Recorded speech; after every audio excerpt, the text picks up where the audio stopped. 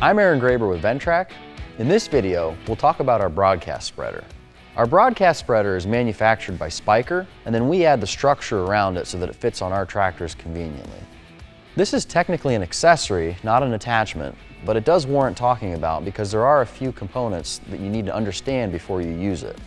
The broadcast spreader is primarily used for spreading grass seed and fertilizer. It's also capable of spreading other dry, loose material, but we don't recommend it for salt. For that application, we recommend our ES220 drop spreader. This spreader is ideal for anybody that installs, renovates, or maintains lawns or large grassy areas. With articulated and oscillating frames and full-time all-wheel drive, hills, wet areas, or other difficult terrain are more easily accomplished with this tractor than other competitive spreader units. The broadcast spreader has a 4.6 cubic foot capacity. It can spread at a width of anywhere between 6 and 25 feet, depending on the material and the adjustments on the spreader.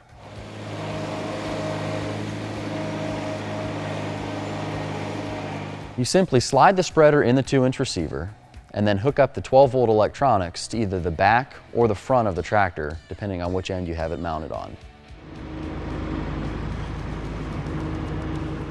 For operation of the broadcast spreader, there's 4 critical components to understand: the electronic spreader control, the gate control, the spread pattern control, and then at the back of the unit, the rate dial.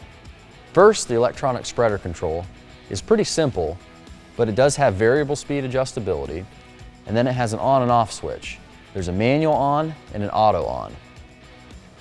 If you switch it to auto on, it'll operate the spinner at the speed you've selected. If you switch it to manual on, it'll automatically operate the spinner at full speed. The gate control lever simply opens and closes the gate. You push it back to open and pull it forward to close. You can adjust the position of this lever by undoing this screw and sliding this rod in and out.